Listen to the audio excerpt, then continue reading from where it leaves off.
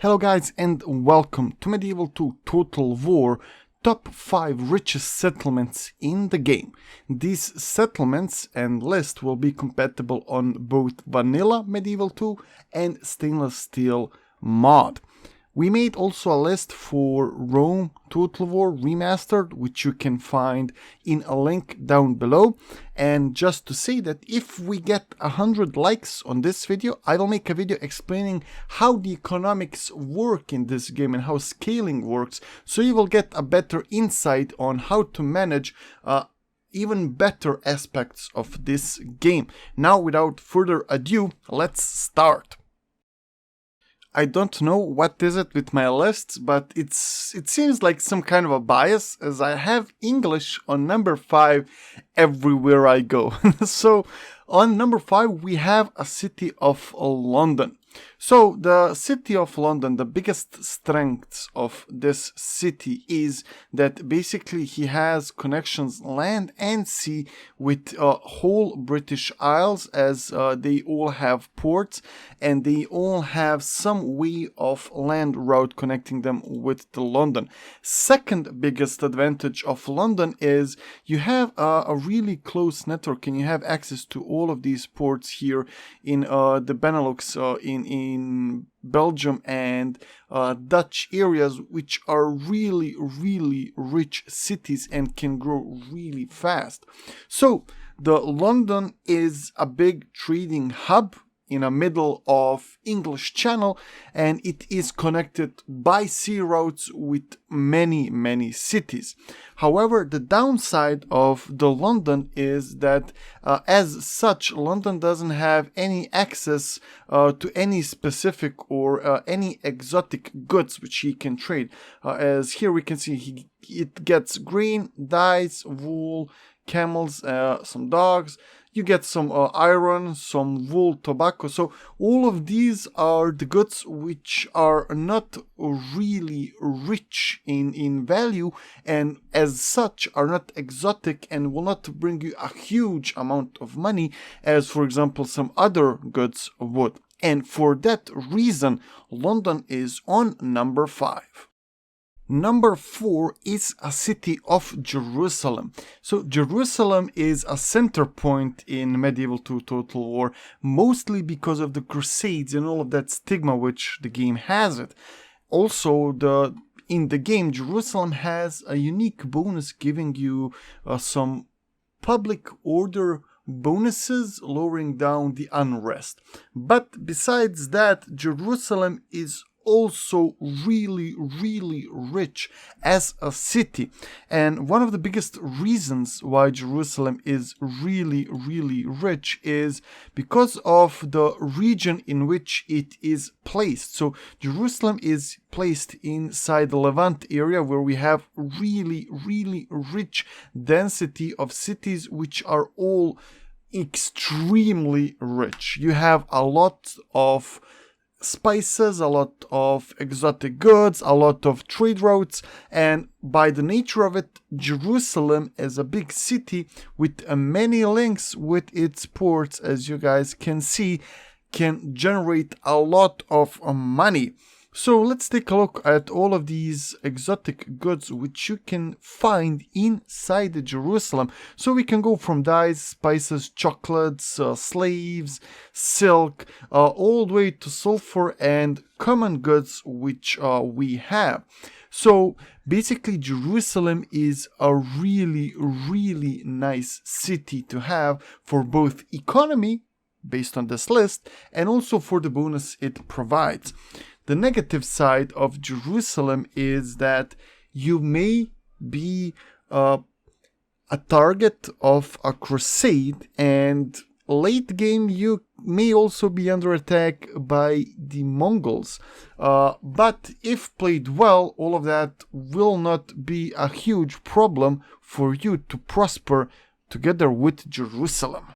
Number 3 on this list is Constantinople, and I am 100% sure that everybody knew at least one city from my list, and I bet like 50 or 60% of those are the guys who thought about Constantinople. And you were right. Constantinople is a really rich city for several reasons. One of the biggest reasons is, and I'm just zooming in now to show you guys, trying to like give you a hint before I tell it. Look at all of these trade routes which are moving through this strait and which are in some shape or form directly or indirectly connected with Constantinople. So basically every city in Black Sea is connected via trade route, via the sea, via the ports to the Constantinople, guys. And you are also surrounded by some huge cities like Nicaea, Athens, Thessaloniki, Corinth, which can be turned into a huge city. You have Heraklion, which can be increased to a significant amount, Rhodes. So all of these places are connected directly to Constantinople, which can generate huge amounts of money. And also you can be really safe, because here you have Nicaea, you can place a fort over here, and you can place a fort here together with the Adrianople, and you can basically close off anybody approaching to Constantinople. Besides that, in vanilla, you don't have Adrianople, Chanakli, all of these small forts. However, you do have Thessaloniki, you do have Nicaea and Athens. So you have these settlements which are in the game and are even closer to Constantinople, increasing the amount of money that Constantinople can generate even more. And also you're starting as a big settlement, so, you know, like a huge city. So that is increasing the amount as well. The downside of Constantinople is that it suffers similar consequences like London, that it does not have a huge amount of exotic goods which are coming directly into it, or which he is producing. However, he is really a contestant for the best city. I mean, it is on top 3, so it is generating a lot of money just because look at all of these connections which are pouring directly towards Constantinople. Number 2 on the list is a trading city of a trading empire of Republic of Venice. So Venice is a huge trading hub which is placed in one of the richest areas in the game, in northern Italy. So in stainless steel you are directly linked with 5 of the other cities, huge cities, big cities in northern Italy, which is generating a bunch of money. And also you are really close to the Rome, and you have access to Holy Roman Empire. Besides that, Venice is producing a lot of money because they have access to some exotic goods over here in Europe. I mean, more than usual cities would. So if we go over here and check the summary, we can see that they have access to chocolate, silver, iron, marble, timber, dyes, and etc. However, one more thing which we need to take in consideration, speaking about Venice, is that they have access to gold. In vanilla, Zagreb has access to the gold mine. However, in stainless steel, it is the Belgrade. So it can be advantageous to push from Ragusa, which is really well positioned to grab the gold mines, and use this link from Belgrade, Ragusa lane, this route, which is directly connecting towards the Venice, to try and get the gold as well. So Venice on its own, without a huge access to some really exotic goods, can still make a huge decade just because of the richness of the area in which they are positioned. So any good which they are importing, which is exotic and not even in a huge margins, can turn a bigger profit just because of the amount of big cities you have. So that is why Venice is on number 2, just because it has access to some exotic goods.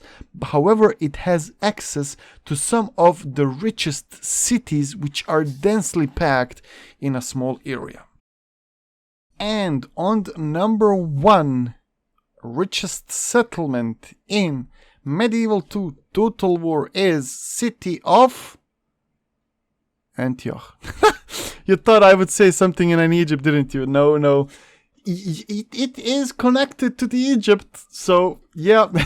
No, the richest settlement in medieval to Total War is a city of Antioch, and there are several reasons why this city is the richest city in the game. So let's start like usual. So Antioch has access to some really nice resources which they can trade. So they have silk, sugar, cotton, spices, chocolate, they have some textiles. It is a really, really nice city which is producing a lot of unusual goods in its territories, and you have access to even more once you upgrade the trading networks. Once you upgrade the ports, once you reclaim all of the Holy Land, that you upgrade these areas as well.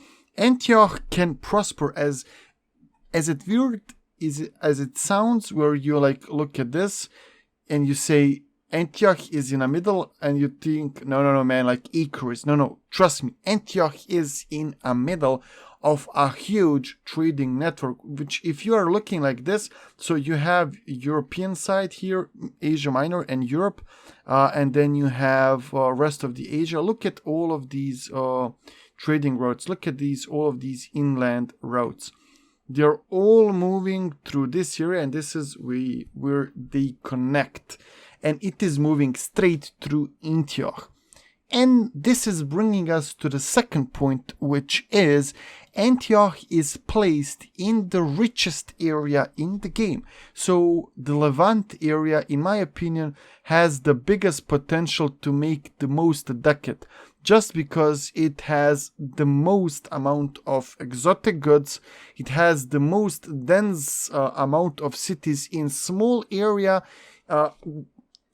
anywhere in the map, and it is a huge potential to make both huge naval, maritime, merchant fleet and make a huge decade out of the ports, or to make huge decade just by land routes. Damascus is really close, and Damascus is one of the richest inland cities, which can produce a ton of money, as well as you can see Damascus is the only basically link, the only land link which you have for Egypt and Africa, together with the Asia Minor and Central Asia over here. So Antioch is the richest city which you can capture and build in medieval to Total War. I hope that you guys enjoyed in my list, and tell me down below, do you agree, or would you shuffle some places, and tell me why you would shuffle the places of the cities which I ranked. And also don't forget, if we get those 100 likes, I will make a video explaining how medieval to Total War economics work in the next potential video which I will make. Until then, thank you guys and see ya.